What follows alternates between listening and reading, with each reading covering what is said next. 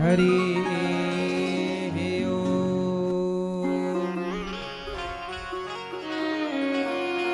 श्री गणेशाय नमः।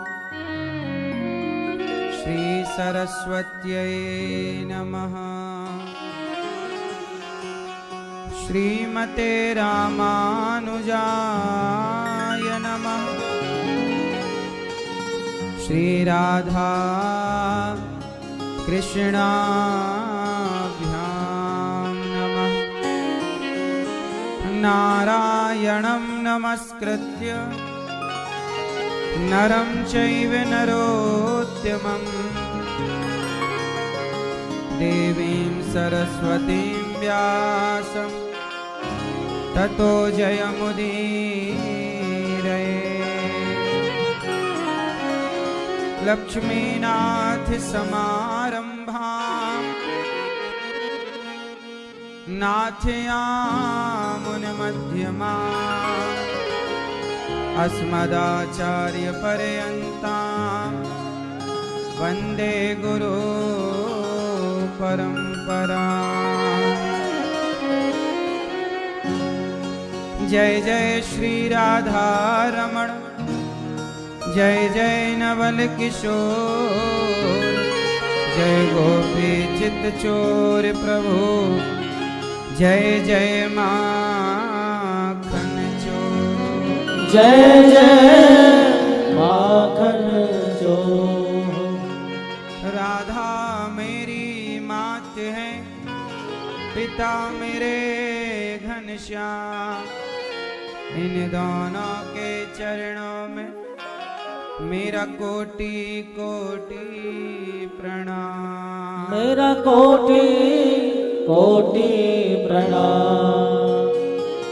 आए हो तो प्रेम से लो हरि का नाम, सब भक्तों को अनिरुद्ध की जय जय राधे श्याम। जय जय राधे श्याम, जय जय राधे श्याम, जय जय सीताराम।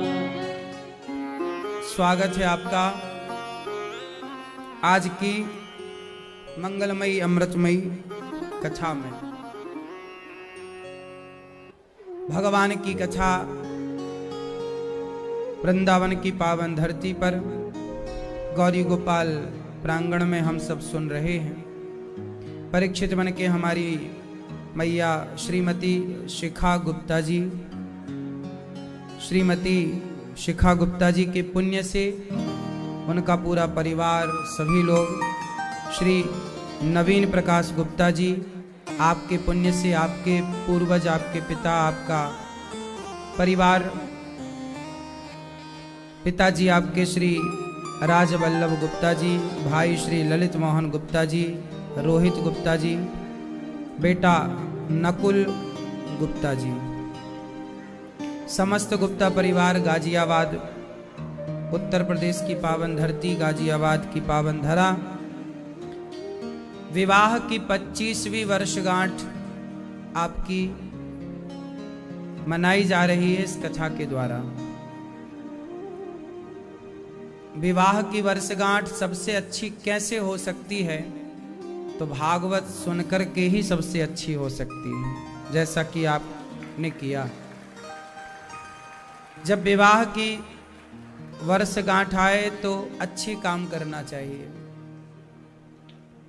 आज भगवान राम का भी प्रथम वर्ष पूरा हुआ, 1 वर्ष रामलला अयोध्या जी में आज के दिन ही प्रतिष्ठित हुए थे। तो हम सब भले वृंदावन में बैठे हैं, पर थोड़ी देर के लिए अपने मन को अयोध्या जी ले चलें, भगवान रामलला के चरणों को प्रणाम करके जल्दी से आ जाएं। बोलिए राजा रामचंद्र भगवान की जय। हजारों वर्षों का संघर्ष था, कितने हिंदू मारे गए, तब कहीं जाकर के ये मंदिर बना राम जी का। और उस मंदिर में मुस्कुराते हुए 5 वर्ष के रामलला बैठे। रामलला अकेले ही बैठे हैं, माता जानकी जी नहीं है साथ में। क्यों जानते हैं? क्योंकि यह रामलला का 5 वर्ष का विग्रह है। वह विग्रह है जिसमें रामलला का विवाह नहीं हुआ था। तो रामलला बैठे हैं और भव्य राम मंदिर अभी बन ही रहा है, कार्य चल ही रहा है। हम सब बड़े पुण्यशाली हैं कि अपनी आंखों से राम जी की प्रतिष्ठा को पिछले वर्ष देख पाए, और इस वर्ष पुनः राम जी का पावन प्रतिष्ठा के 1 वर्ष पूरे हुए। पहला महा महोत्सव है रामलला का, उसको हम दूर से ही दर्शन कर पाए। बोलिए राजा रामचंद्र भगवान की जय। राम जी से जुड़ी बहुत सारी बातें, बहुत सारी कथाएं, बहुत सारी चर्चा आज हम आपसे कहेंगे। चूंकि रामलला का आज उत्सव है तो बात शुरू करते हैं रामलला से ही। रामलला, भगवान को रामलला कौन कहता था जानते हो? माता कौशल्या प्रेम से राम जी को मेरा लल्ला है, मेरा लला है राम, प्रेम से कहा जाता था राम जी को रामलला। जैसे वृंदावन में राधा रानी को लली कहा जाता है, वृषभानु लली, वृषभानु लली। तो लली और लला यह एक भारत की सबसे प्राचीन भाषा है, लली और लला। लला कहाँ जा रहे हो? लली कहाँ हो? तो ये प्राचीन भाषाएं हैं, सबसे पहले की वो भाषाएं जिन भाषाओं का माँ कौशल्या प्रयोग करती थी, जिन भाषाओं का माता कीर्ति प्रयोग करती थी, जिस भाषा का प्रयोग माता यशोदा करती थी, ये वो प्राचीन भाषा है।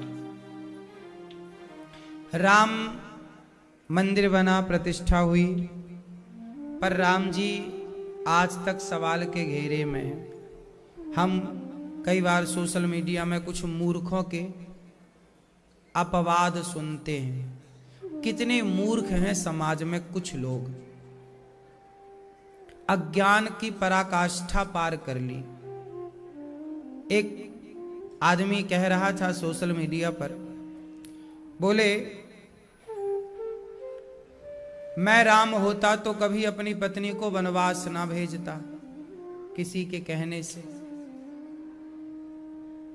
पहली बात तो देखो, तुम राम हो ही नहीं सकते। दूसरी बात यह है कि आप होते राम जी की जगह, थोड़ी देर के लिए कल्पना करिए, आप होते राम जी की जगह तो क्या अपनी गर्भवती पत्नी को वनवास भेज देते? आप सबसे सवाल है, नहीं भेजते। यदि आपकी पत्नी पर कोई कलंक लगा रहा है, कोई तीसरा पर्सन, तीसरा व्यक्ति, कि तुम्हारी पत्नी चरित्र से ठीक नहीं है, रावण के घर थी, पता नहीं साफ हैं कि अशुद्ध हैं कि शुद्ध हैं, तो आप कहेंगे भाई मैं किसी के कहने से अपनी पत्नी क्यों भेजूंगा वनवास? बात सही है, पॉइंट है, तर्क है। किसी के कहने से थोड़ी मैं अपनी गृहस्थी बिगाड़ लूं। तो राम जी क्या इतनी सी बात नहीं समझ पाए? क्यों बिगाड़ ली राम जी ने अपनी गृहस्थी? किसी तीसरे पर्सन के कहने से, धोबी के कहने से राम जी ने सीता मैया को वनवास क्यों भेज दिया? क्या राम जी इतना भी नहीं समझ पाए? देखो, आज की स्थितियां और तब की स्थितियों में अंतर था। आप हैं सिर्फ पति, आप लोग क्या हैं? सिर्फ पति। तो आप किसी के कहने से अपनी पत्नी को क्यों वनवास भेजोगे? बात सही है, ये बात आप पर लागू होती है। आप मत भेजना किसी के कहने से, क्योंकि आप हैं सिर्फ पति। आप क्या हैं? केवल मैया चला लो मोबाइल। यहां भी बैठ के मोबाइल ही चलाना है तो फिर आने का मतलब क्या हुआ?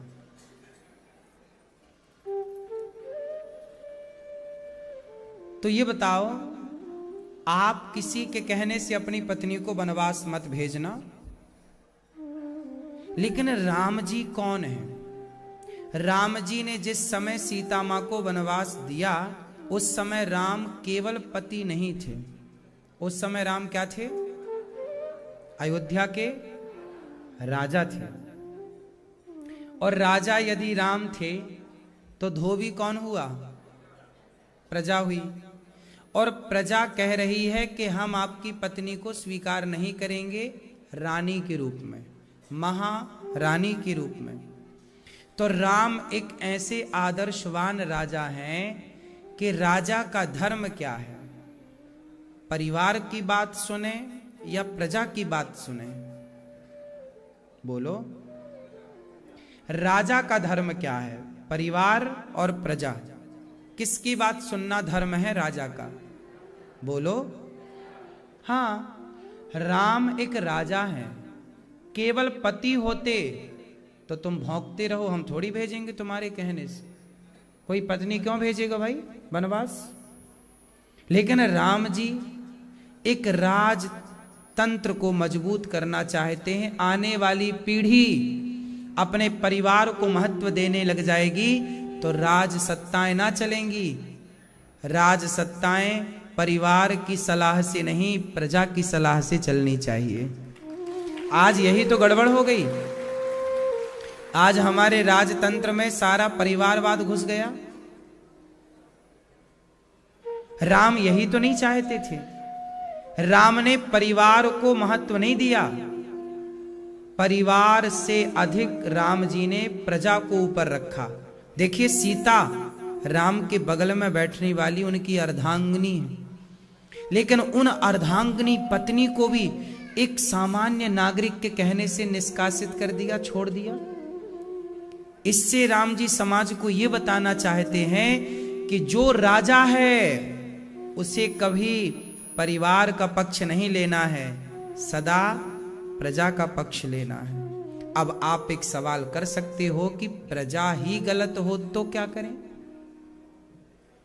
प्रजा ही, उस समय तो धोबी गलत ही था ना, प्रजा गलत ही थी।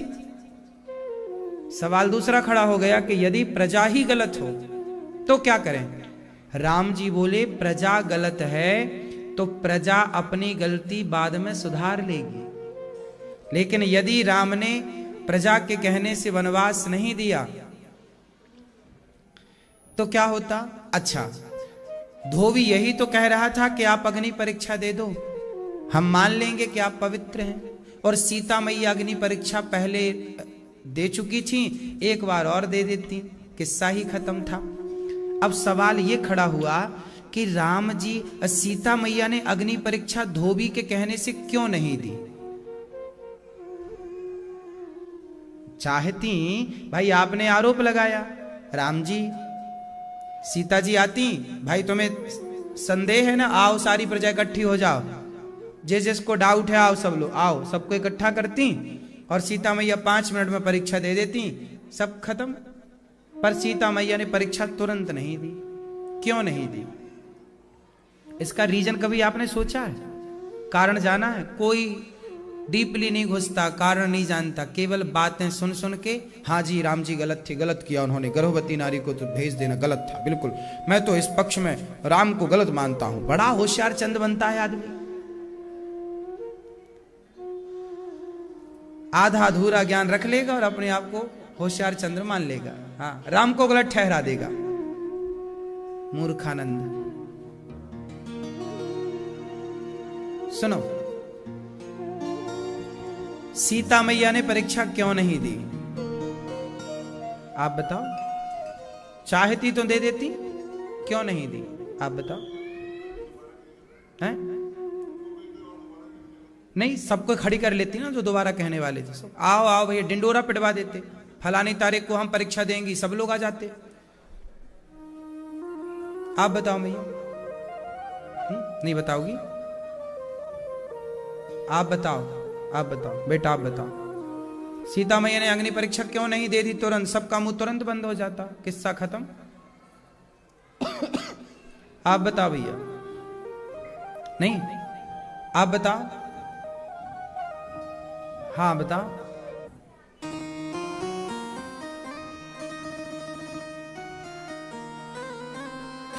आखिरी में तो परीक्षा दी ही ना।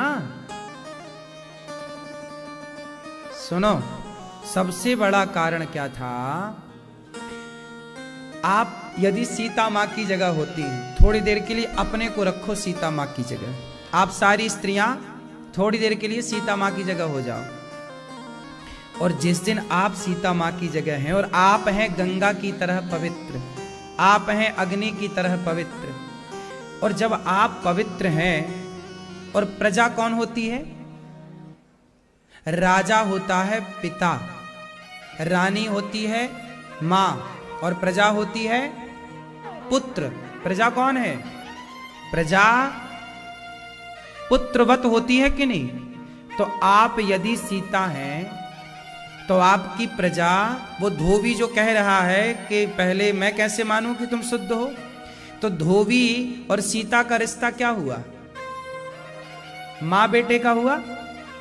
इस हिसाब से कि राजा तो सबका पिता माना जाता है ना, तो रानी सबकी मां हो जाएगी, राजमाता हो गई ना वो। तो सीता मां कौन हो गई? मां। और धोबी जो था वो कौन हो गया? राजा और प्रजा के रिश्ते से ये हो गए मां बेटे, हो गए ना।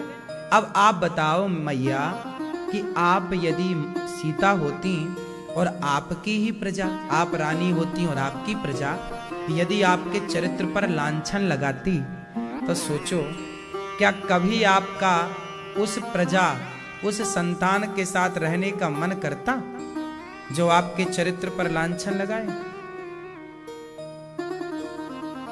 सीता मां परीक्षा दे सकती थी, प्रूव कर सकती थी कि मैं शुद्ध हूं, पर सीता मां बोली नहीं। एक होते हैं ना मन से उतर जाना। सीता मां को लगा कि जब आपको मेरे मतलब आपको अपनी माता पर विश्वास ही नहीं है, तो ऐसी संतानों के साथ हम मैं कैसे परीक्षा देकर भी कैसे रहूं? परीक्षा में दे भी दूं, पास भी हो जाऊं, तो भी लाला, तो भी बेटा तुम्हारे संग रहने में मजा ना आएगा। क्यों जी, बात सही है। आप हमें एक बार कलंकित कर दो और फिर कितना भी हमें सॉरी कहो, लेकिन वो ना धुलता नहीं है फिर। सही है कि गलत है? इसलिए कहता हूं कुछ भी ना बोला करो, फिर तुम कितनी सॉरी रगड़ो, कितनी भी नाक रगड़ो, कुछ चीजें हैं जो फिर कभी नहीं ठीक हो सकती। सही है? कुछ चीजें हैं ठीक हो सकती हैं। मैंने आपका दूसरे तरीके से अपमान कर दिया, वो क्षमा हो सकता है। मैंने आपको थप्पड़ मार दिया, क्षमा हो सकता है। मैंने आपको गाली गलौच दे दी, क्षमा हो सकता है। पर मैंने यदि किसी के चरित्र पर लांछन लगाया ना साहब, सुनो, वो क्षमा होगा नहीं। इसलिए साहब बहुत संभाल के इस जिह्वा का प्रयोग करना चाहिए, कुछ भी नहीं बोलना चाहिए। सही है? आपका पति आपको कुछ भी कह देता है, आप ठीक लगता, चलो कोई बात, डांट रहा है, गाली दे रहा, गुस्सा कर, सब सही है, लेकिन तब ज्यादा आप दुखी होती हो जब वो कह देता है कि तू तो चरित्रहीन है। भले उसने गुस्से में कहा, भले उसका कहने का कोई भाव नहीं था, लेकिन ये बात सुनते ही आप, सही है ना, चाहे ये बात स्त्री कह दे अपने पुरुष को कि तुम तो चरित्रहीन हो, फिर वो विश्वास जमाना बिठाना पूरी जिंदगी लग जाएगी, तो वो रिश्ते नहीं। इसके लिए संतों ने एक दोहा लिख दिया कि रही मन धागा प्रेम का, मत तोड़ो चटिकाए, टूटे से फिर ना जुड़े, और जुड़े तो गांठ, गांठ तो रह जाएगी। इसलिए कहता हूं, सीता मां ने अग्नि परीक्षा जानकर नहीं दी। सीता मां ने मन में बना लिया कि मैं परीक्षा तो दूंगी, पर ऐसी वाली दूंगी कि परीक्षा भी हो जाए और इन लोगों के साथ रहना ना पड़े। मैं रहना नहीं चाहती। बात तो सीधी ये थी कि सीता मैया अब आपके साथ रहना चाहती ही नहीं थी। कुल मिला के सीधी बात ये थी। क्यों जी, बात सही है। इसलिए सीता मां ने स्वयं वनवास एक महर्षि, एक संत के आश्रम में जाना उचित समझा और मां भगवती सीता महर्षि वाल्मीकि जी के आश्रम में चली गई। कहां चली गई? किन के आश्रम में थी माता सीता? महर्षि वाल्मीकि जी के आश्रम। महर्षि वाल्मीकि जी ने सीता मां को, अच्छा सीता मां देखिए, महर्षि वाल्मीकि जी के यहां चली गई। माता सीता चाहती तो जनकपुर भी तो जा सकती थी, अपने पिता के यहां आनंद से रहती। आप लोग तो जरा सी खटपट होती है, तुरंत मैं मायके चली जाऊंगी, तुम देखते रहिए। सवाल खड़ा हुआ कि सीता मां वनवास गई, महर्षि जी के आश्रम में रही, पिता के घर क्यों नहीं गई? ये मैया बताओ, आपके बगल वाली हरी मैया। सीता मैया बैठे बैठे बिंदास आनंद लो। सीता मैया पिता के घर भी तो जा सकती थी, क्यों नहीं गई? है?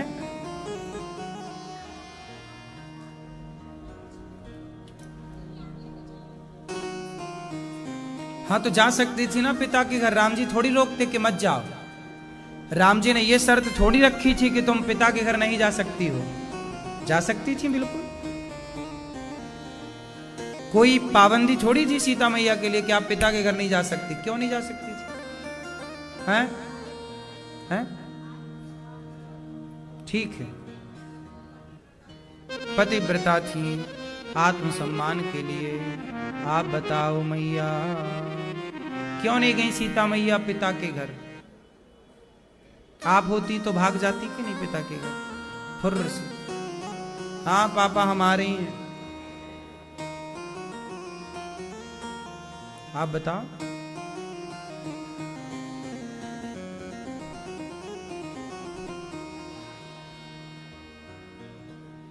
हाँ तो ससुराल तो घर है ही।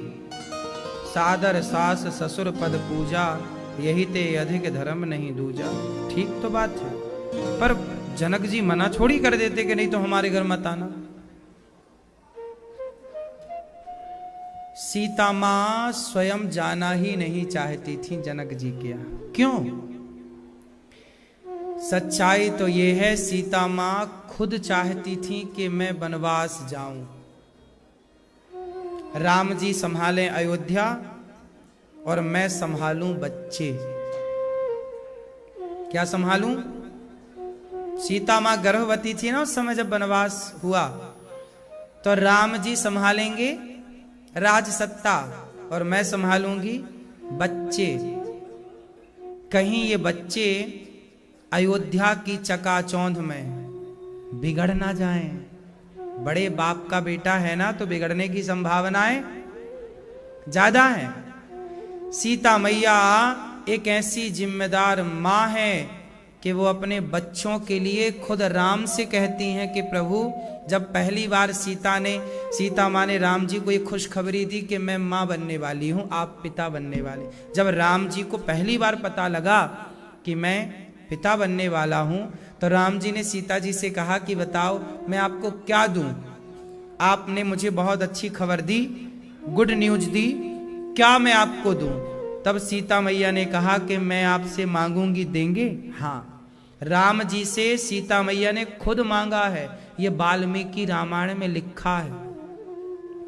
सीता मैया ने कहा, राम जी मैं चाहती हूं कि मैं अपने बच्चों को अयोध्या में जन्म ना दूं, किसी ऋषि के पास, संत के पास जन्म दूं। क्यों? बोले संत के पास रहेंगे।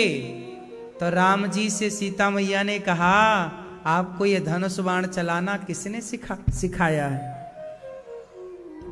बताओ, राम जी को ये दिव्यास्त्र अस्त्र शस्त्र किसने दिए? हाँ, सीता मैया जान गई थी कि राजाओं के पास कुछ नहीं है। ऋषि मुनि जब अपनी ताकत देते हैं तब राजा कुछ होता है। राम जी को विश्वामित्र जी ने सारे अस्त्र शस्त्र दिए थे, हाँ या ना? तो ये बात भली भांति माता सीता जानती थी कि राजाओं के पास थोड़ी बल होता है। राजाओं को शक्ति, इसलिए जंगल में रिसर्च करते रहते थे ऋषि मुनि, और वो रिसर्च की हुई टेक्नोलॉजी शक्ति राजाओं को देते थे। किस राजा को? विश्वामित्र जी ने सारी शक्ति राम को ही क्यों दे दी और किसी को क्यों नहीं? क्योंकि विश्वामित्र जी ने जान लिया कि जन कल्याण के लिए यही युक्त है, इसलिए पूरी ताकत उन्हें दे दी। उसी शक्ति से राम जी रावण को मार सके। इसलिए हमारे ऋषियों का नाम पड़ा ऋषि से बना रिसर्च। रिसर्च करने वाले ऋषि वही उस टाइम के वैज्ञानिक थे, शोधकर्ता दिव्यास्त्रों के, हाँ या ना? तब सीता मां ने कहा कि मैं अपने बच्चों को भी बचपन से एक महान योद्धा बनाना चाहती हूं। क्योंकि राम जी, आपने तो रावण से लड़ाई की, पता नहीं इन बच्चों के आगे कौन कौन से रावण आएंगे, किन किन से इन्हें लड़ना पड़ेगा। हम माँ बाप हैं, हम अपने बच्चों को मजबूत बनाकर चलें।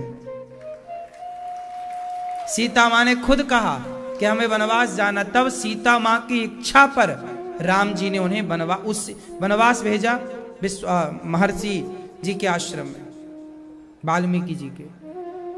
और उसी समय वो धोबी वाली कहानी भी चल पड़ी।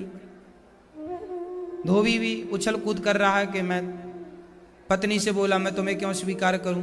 तुम रात किसी के घर रहकर आई हो, मैं कोई राम थोड़ी हूं कि जो रावण के यहाँ रहकर आई स्त्री और मैं स्वीकार कर लूं। ये बात हवा की तरह फैल गई।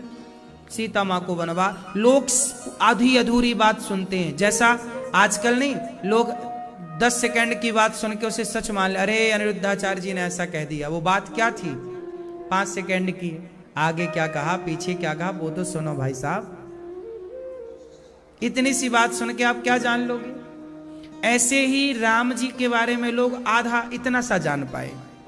अरे राम जी ने तो वनवास भेज दिया गर्भवती स्त्री को, बहुत गलत किया, बहुत गलत, इतना सुन पाए आप। उसके पीछे का रीजन नहीं जान पाए,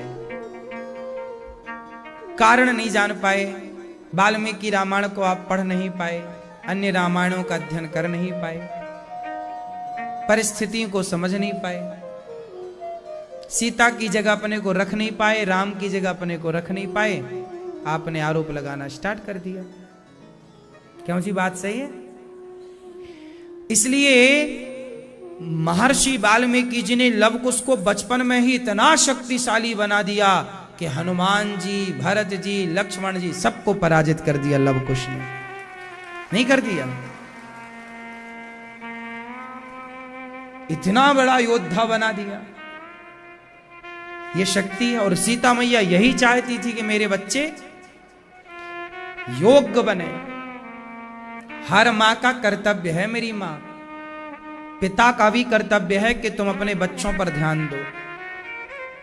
लेकिन आप सबसे मेरी प्रार्थना है कि आपके बच्चे योग्य ना बने तो फिर आपका पूरा सब कुछ बेकार है। यदि आपके बच्चे योग्य बन गए तो आपका त्याग, तपस्या, जप, तप सब सार्थक हुआ। इसलिए बच्चों की परवरिश में जरा भी लापरवाही ना करो। आज के माता पिता बच्चों की परवरिश में बहुत लापरवाही करते हैं, बहुत लापरवाही करते हैं। कई बार माँ बाप डिसाइड करते हैं कि बेटा तुम ये सब्जेक्ट ले लो। आप क्यों डिसाइड करते हैं? ठीक है, आप उसे रास्ता बता सकते हैं, पर एक बार उसके मन की भी तो पूछो कि वो कौन सा सब्जेक्ट लेना चाहता है, वो किस फील्ड में आगे बढ़ना चाहता है, वो किस ओर जाना चाहता है। एक बार बच्चे की भी तो राय मशवरा ले लो। थोपो मत कि नहीं जी मैं बच्चे को ये डॉक्टर ही बनाना चाहती हूं, हो सकता बच्चे को इंजीनियर बनना हो। क्यों डॉक्टर बनाना है जब वो इंजीनियर बनने में इंटरेस्टेड है तो? और कोई बच्चा डॉक्टर बनना है तो उसे इंजीनियर क्यों बनाना है? सबका अपना अपना क्षेत्र है ना। मैं इस क्षेत्र में आगे चला, कोई डॉक्टरी लाइन में आगे चला, कोई एडवोकेट बढ़िया बन गया, बड़ा एडवोकेट है, कोई बड़ा जज है। सबकी अपनी अपनी पसंद भी तो है ना। बच्चों से एक बार पूछ लो। आज मैं एक लड़की का सुसाइड नोट पढ़ रहा था, मुझे ये सब बातें इसलिए याद आ गई। आज एक लड़की का मैं सुसाइड नोट पढ़ रहा था। उसकी मृत्यु के समय उसने लिखा था, किसी ने भेजा तो मैंने पढ़ लिया। जोधपुर में, राजस्थान में पढ़ाई के लिए बच्चे जाते हैं, कोचिंग के लिए।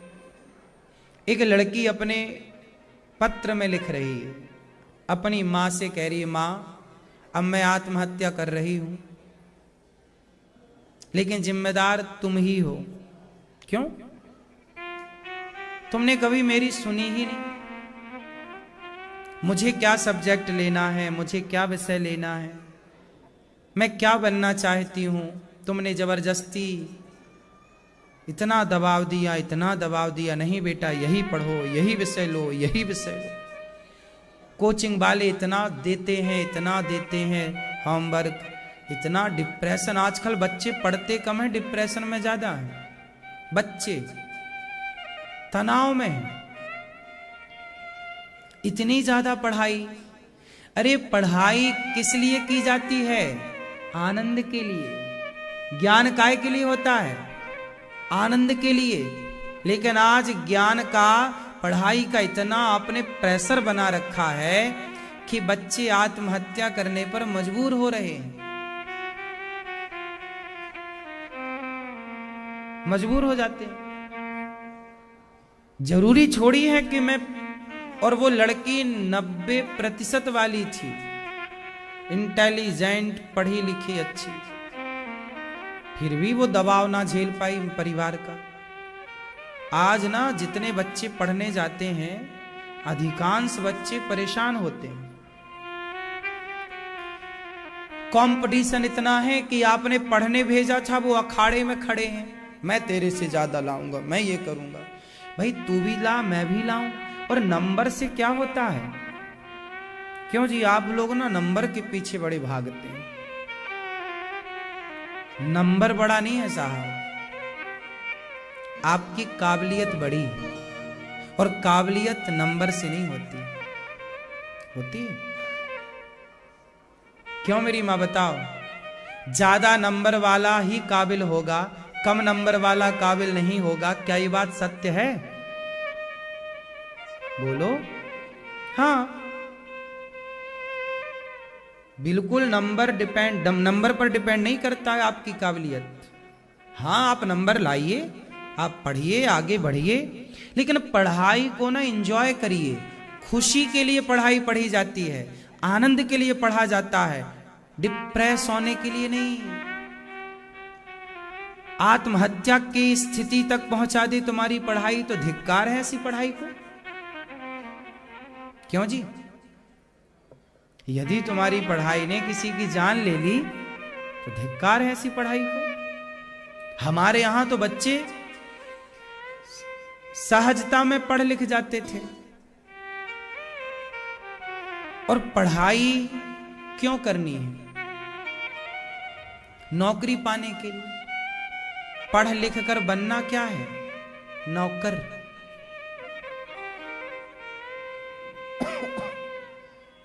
अडानी, अंबानी, टाटा, बिड़ला, ये लोग पढ़ लिख कर क्या बने? नौकर की मालिक। बोलो, मालिक। ये लोग पढ़ते हैं इसलिए कि मैं पढ़कर मालिक बनूंगा। आप लोग पढ़ते हैं इसलिए कि पढ़कर मैं नौकर बनूंगा, नौकरी करूंगा।